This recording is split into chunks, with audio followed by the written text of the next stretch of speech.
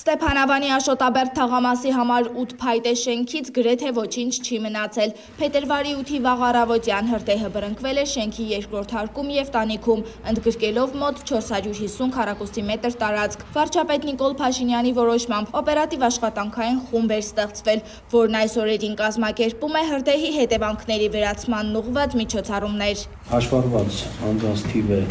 58 է, իսկ փաստացի բնակվողներինը 42։ Շարունակում են 29 անձ բնակվել հյուրանոցներում, որոնց 3 անգամյա սնունդ է մատակարարվում։ Մյուս 13 քաղաքացիներին նույնպես առաջարկվել է հյուրանոցներում, սակայն իրենց ցանկությամբ բնակվում են իրենց հարազատների տներում։ Հրդեհից հետո իրականացված աշխատանքները Լոռու մարզպետը ներկայացնում է Աշոտաբերդ այցելած օպերատիվ աշխատանքային խմբի ղեկավար, տարածքային կառավարման եւ ենթակառուցվածքների նախարար Դավիթ Խուդաթյանին։ Պիտի արձանագրենք, որ այս պահին առաջին արձագանքը բավականին արագ է տրվել, բնակիչները ապահովված են կեցության համար անհրաժեշտ բոլոր պայմաններով, բոլորը կացարաններում են, սննդի հետ կապված խնդիրներ, բուժօգնության հետ կապված խնդիրներ չկան եւ բնակիչներն էլ հանդիպման ընթացքում փաստում են իրենց գոհունակությունը։ Բնականon ապահովում են նաեւ բնակիչների բուժօգնությունը եւ դպրոցահասակ եւ մանկապարտեզ հաճախող տարիքի երեխաներ ունեցող ընտանիքները ապահովել են գերենական պիտույքներով, կրթական process-ը եւս շարունակվում է։ Տաք հագուստ, հիգիենայի պարագաներ, ըստ կարիքի նաեւ դեղորայք է տրամադրվել հրդեհի հետևանքով տուժած քաղաքացիներին։ Լոռու մարզպետի աշխատակազմի, Ստեփանավանի համայնքապետարանի եւ միասնական սոցիալական ծառայության աշխատակիցներն իրականացրել են նաեւ կարիքների գնահատում։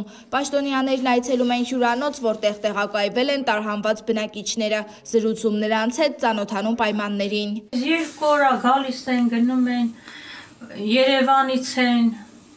մարզպետարանից են եկել, բժիշկներ են գալիս։ Պետական միջոցներով Աշոտաբերդ թաղամասի փայտաշեն շինություններում ապրող բնակիչների համար 3 հարկանի 15 շենք է կառուցվում, շինաշխատանքներն իրականացվում են փուլային օպերատիվ կերպով։ 8 շենքեր են կառուցվում 160-ից ավել ընտանիքների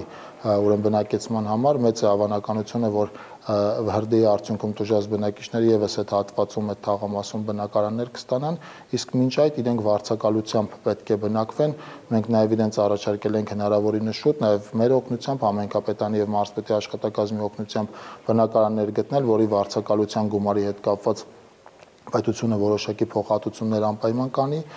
իսկ վերջնարդյունքում այո պիտի բնականով ապահովենք բնակիչներին, որպեսզի իրենց կյանքը բնականon շարունակեն հենց նույն համայնքում։ Պաշտոնյաները վստահեցնում են, որ հրդեհից տուժած քաղաքացիների խնդիրները կառավարության եւ պատասխանատու կառույցների ամենօրյա ուշադրության կենտրոնում են։ Ամեն ինչ արվում է հնարավորինս արագ դրանց լուծումներ տալու համար։